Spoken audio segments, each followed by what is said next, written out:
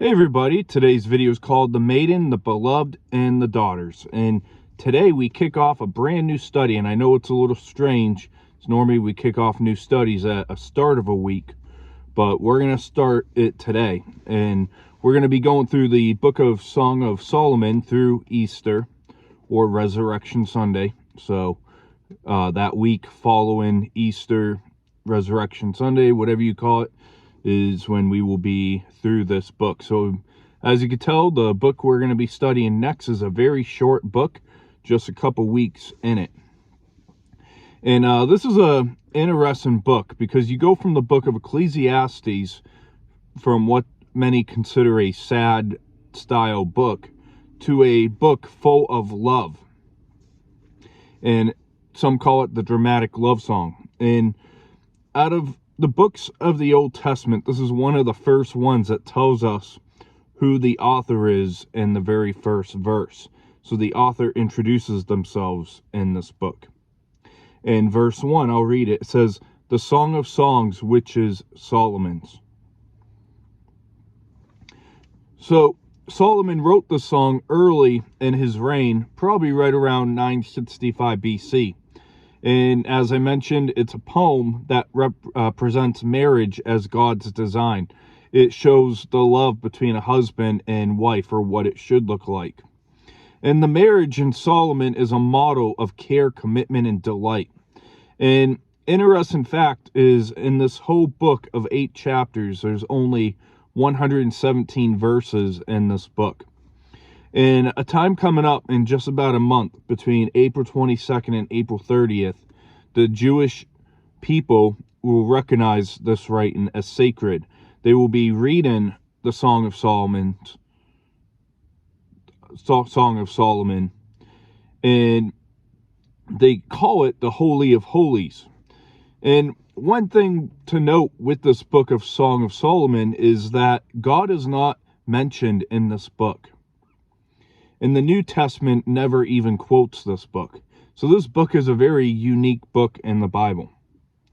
And many see this book as allegorical, or some consider it historic. For those who believe it's allegory, they believe that the story is built to tell the story of God's love for Israel and Christ's love for the church. For me, I think it's best to be accepted as normal historical sense. I believe that the purpose behind it is to show the love between man and woman. And how much more do we need this book today?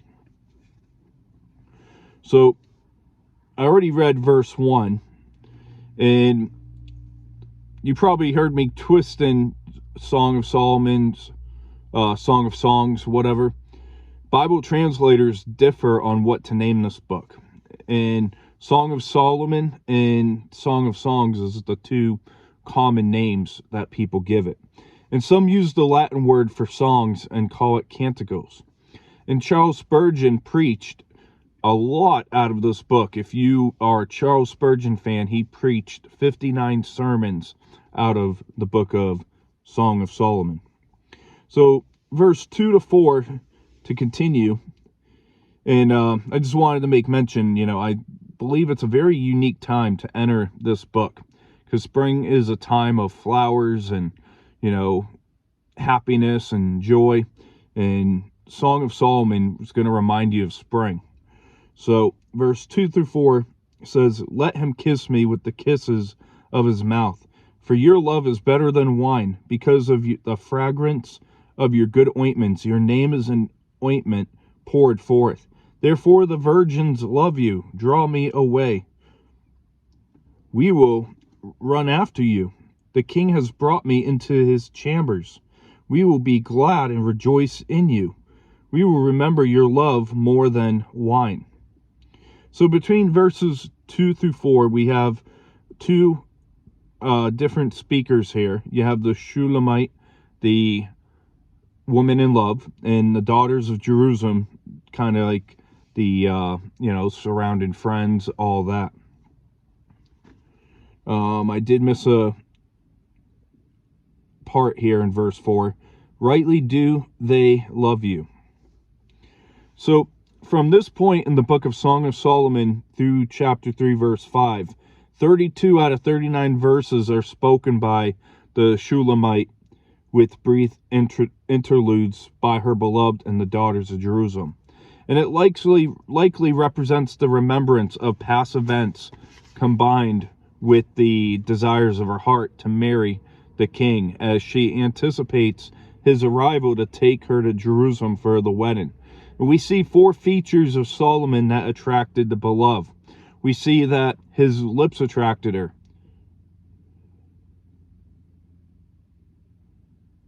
His love, his lotion, and pure lifestyle. Men, take notes on that if you're trying to find a wife.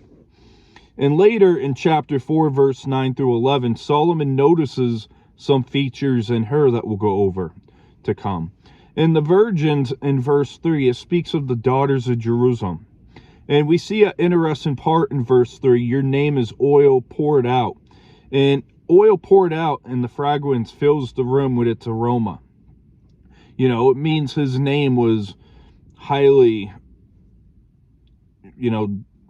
desired.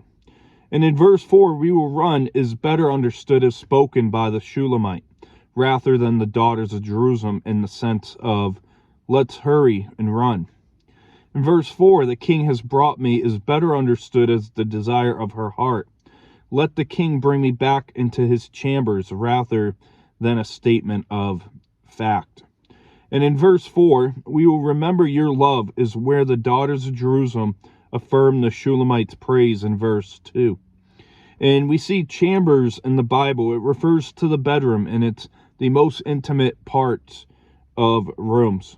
And Song of Solomon could and should teach us relationship values.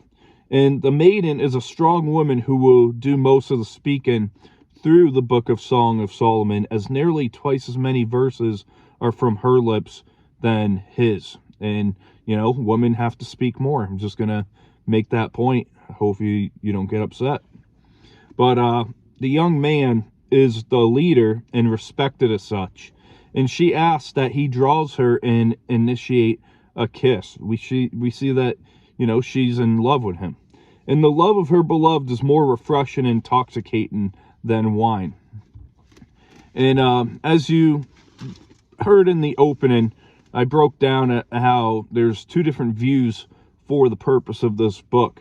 And Charles Spurgeon, he held to the allegorical view of this book, and he preached a sermon called Better Than Wine, making 2 points out of it. That Christ's love is better than wine because of what it's not. And 2, Christ's love is safe. You can't take too much. And it doesn't cost you anything. It has no ill effects or turns sour. And the other point is Christ's love is better than wine because of what it is. It is healing properties, it gives strength, and it's a symbol of joy.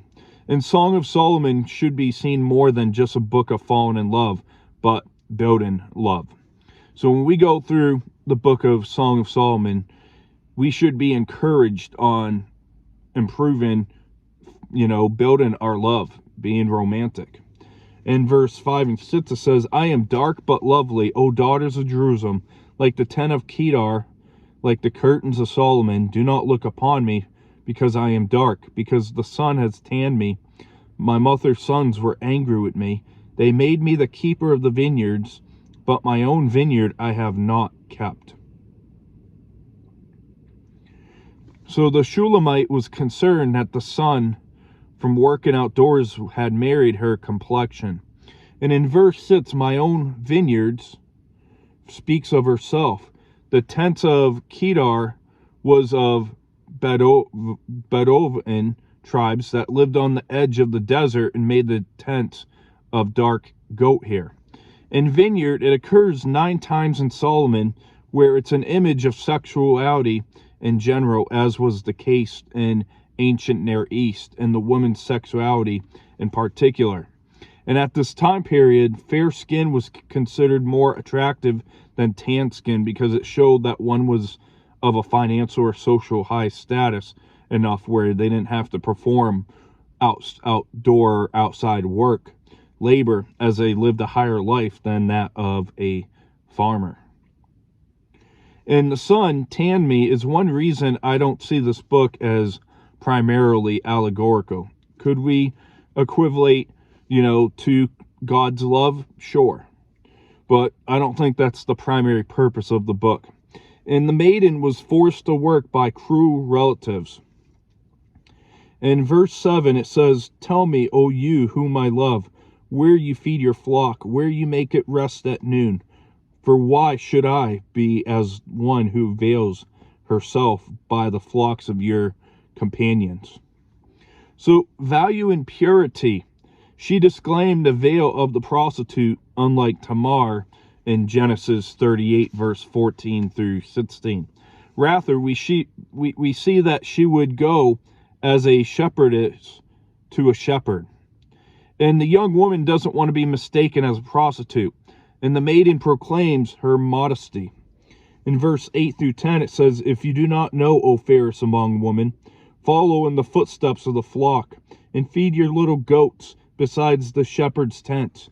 I have compared you, my love, to my filly among Pharaoh's chariots. Your cheeks are lovely with ornaments, your neck with chains of gold."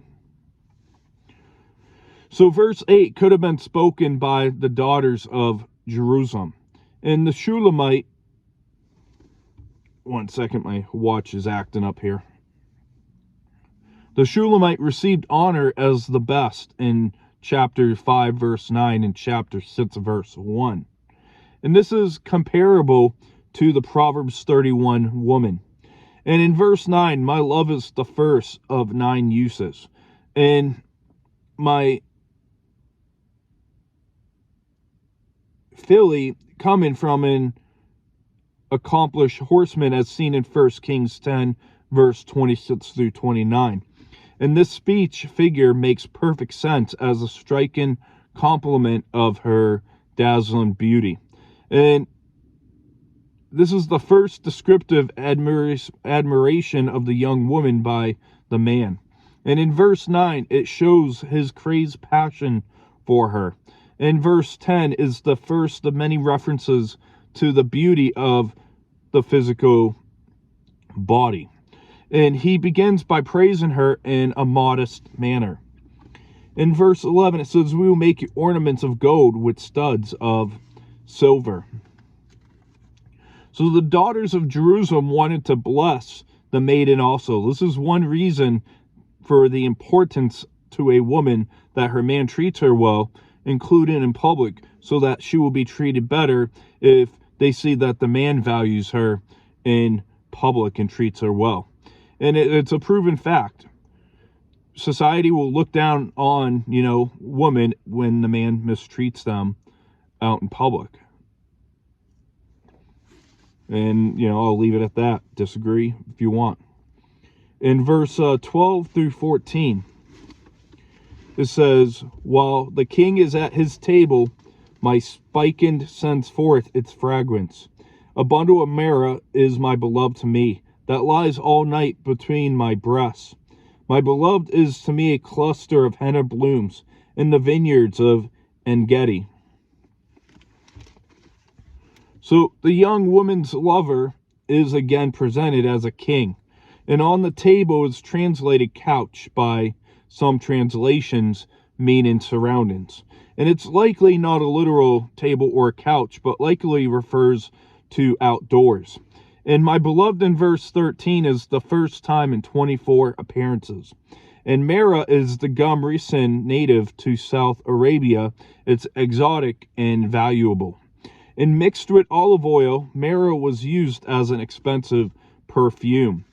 And the sachet between the breasts is an image of intimacy. And henna bushes produce a substance that applied to the body as an ointment or perfume.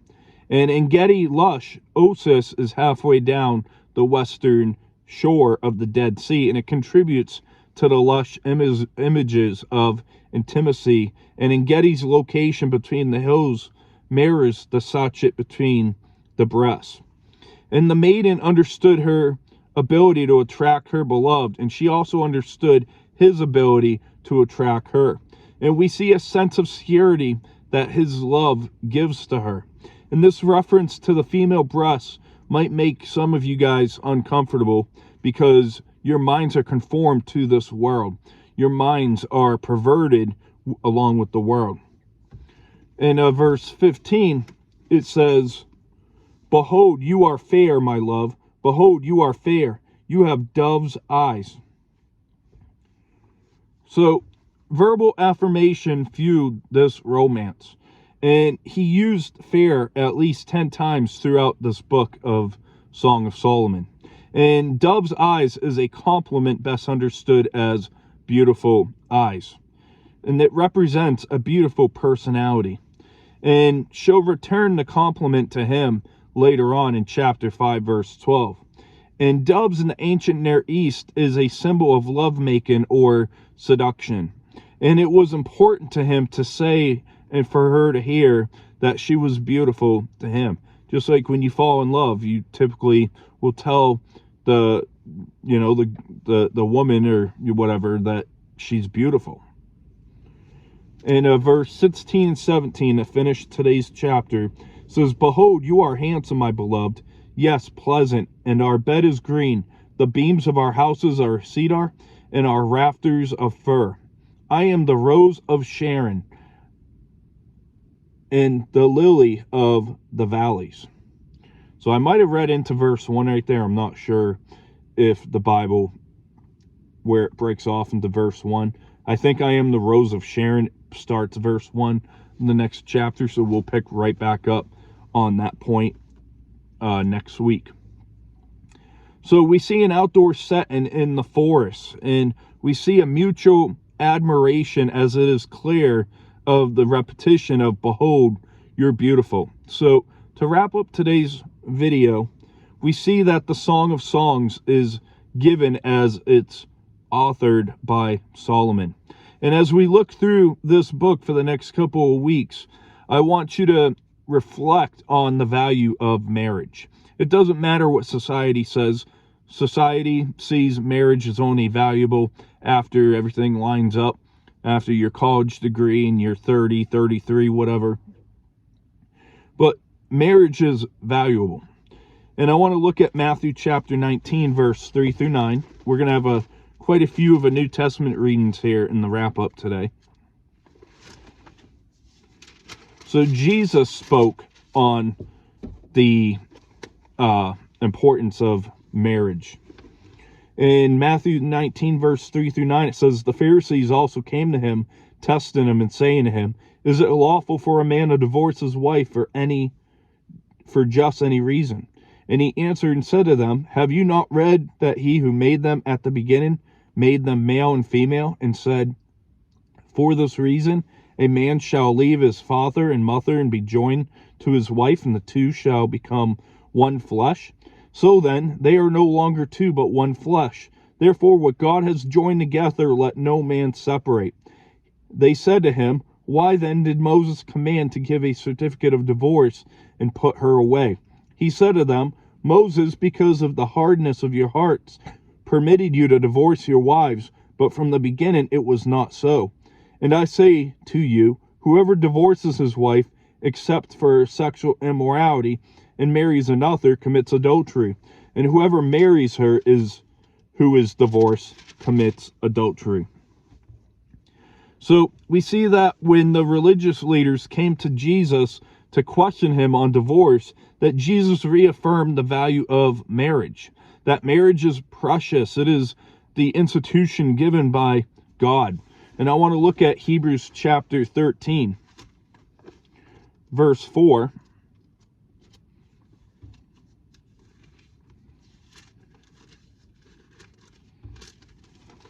Hebrews 13:4 says, "Marriage is honorable among all, and the bed undefiled, but fornicators and adulterers God will judge."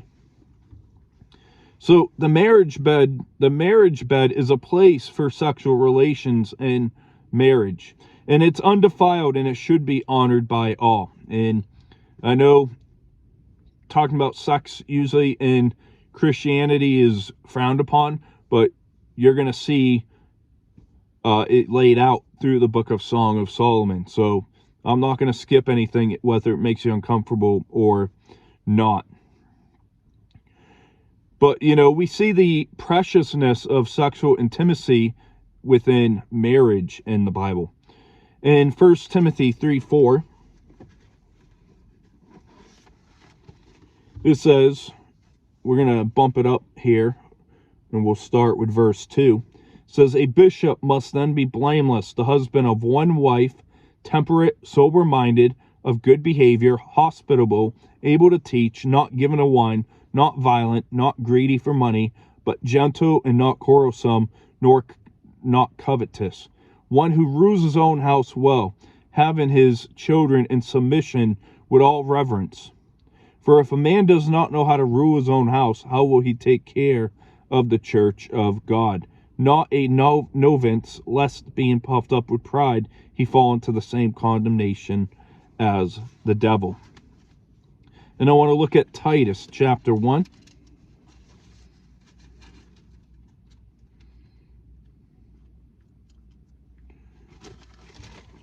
Titus chapter 1, verse 6 and 7. We'll start with verse 5, actually.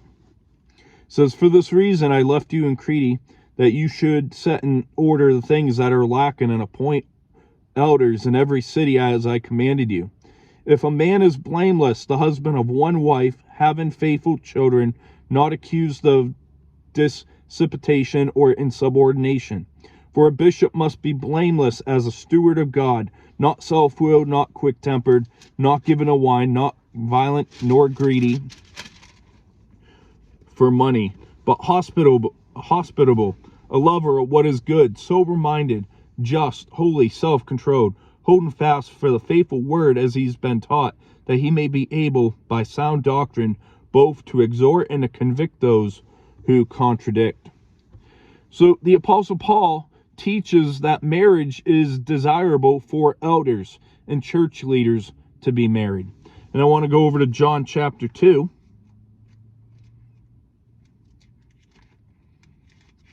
Verse 1 through 11.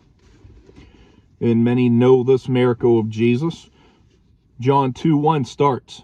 On the third day there was a wedding in Cana of Galilee, and the mother of Jesus was there.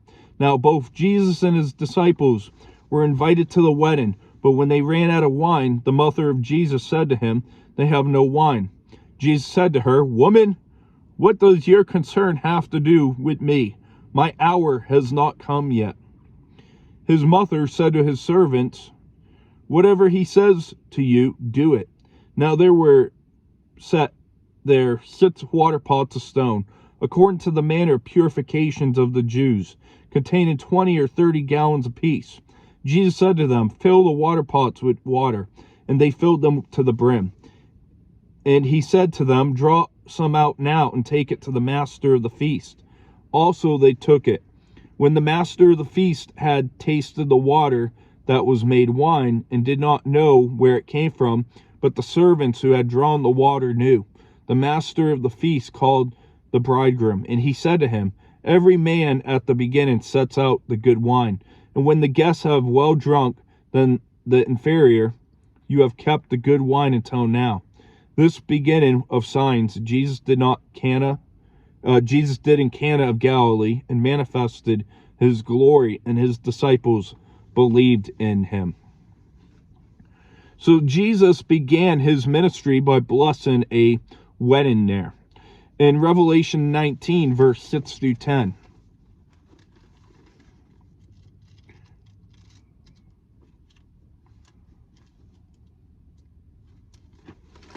It says, and I heard, as it were, the voice of a great multitude, as the sound of the many waters, and the sound of mighty thunder, saying, Alleluia, for the Lord God omnipotent reigns. Let us be glad and rejoice and give him glory, for the marriage of the Lamb has come, and his wife has made herself ready. And to her it was granted to be arrayed in fine linen, clean and bright, for the fine linen is the righteous acts of the saints. Then he said to me, write, blessed are those who have called to the marriage supper of the Lamb.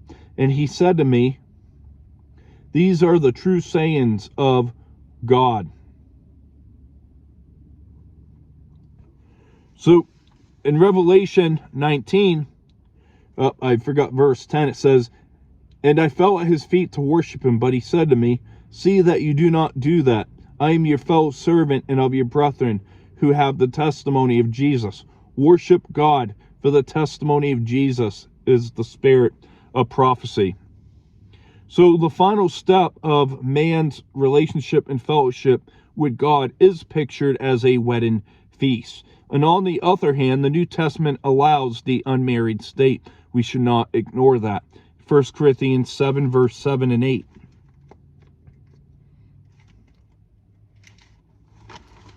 It says, "For I wish that all men were even as I myself, but each one has his own gift from God, one in this manner and another in that. But I say to the unmarried and to the widows, it is good for them if they remain even as I am.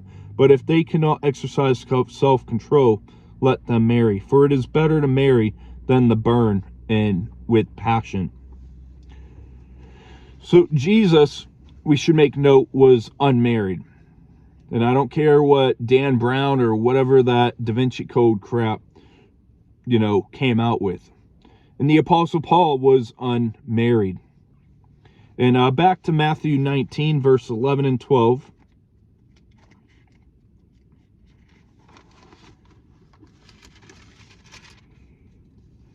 It says, "But he said to them, all cannot accept the saying, but only those to whom it has been given.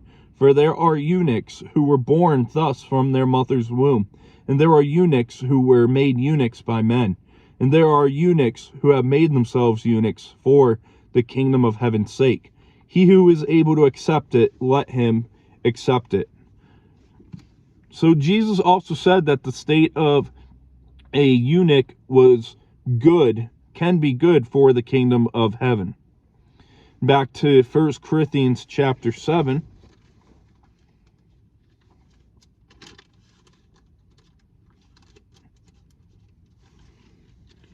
First Corinthians 7, verse 32. It says here, "But I want you to be without care. He who is unmarried cares for the things of the Lord, how he may please the Lord. But he who is married cares about the things of the world, how he may please his wife. There is a difference between a wife and a virgin. The unmarried woman cares about the things of the Lord, that she may be holy both in body and in spirit. But she who is married cares about the things of the world, how she may please her husband.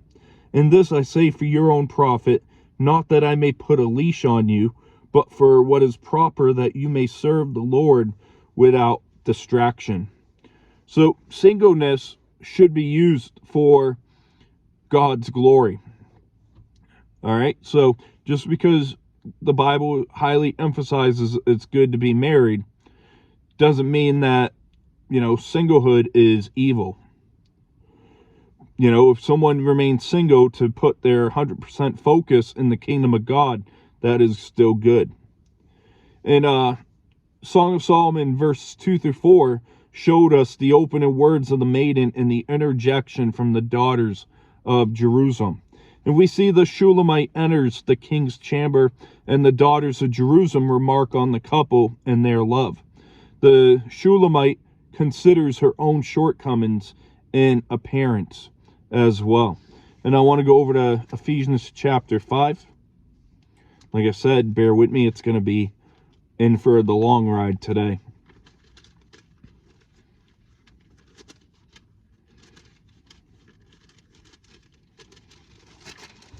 Ephesians 5:33. "Nevertheless, let each one of you in particular so love his own wife as himself, and let the wife see that she respects her husband." So wives should submit in respect to their husband, and men should love their wives as Christ has loved the church. Men should love their wives sacrificially in dedication. And unmarried women in non-arranged marriages should ask themselves before committing to a marriage, can I genuinely respect this man? is a question that they should ask, as he is right now. Do I respect him enough to submit to him the way that the Bible says a wife should submit? You know, so never take a decision for marriage lightly. You should be able to ask yourself, ladies, am I going to be able to submit to him? In verse 7, it shows us the Shulamite spoke of her beloved. Verses 8 to 10 showed the beloved praises his lover. And verse 11 shows the daughters of Jerusalem offer gifts to the Shulamite. And verse 12 to 14 shows the Shulamite describes how precious her beloved is to her. And verse 15 shows that the beloved praises the beauty of the Shulamite. In the chapter, it ends with the Shulamite's response with kind words. And we'll see in Nexus, we'll be looking at these lovebirds continue to give their praise of one another. So I hope that you have a great rest of your weekend. God bless. And I'll let you know when the chapter 2 will be up and going. God bless.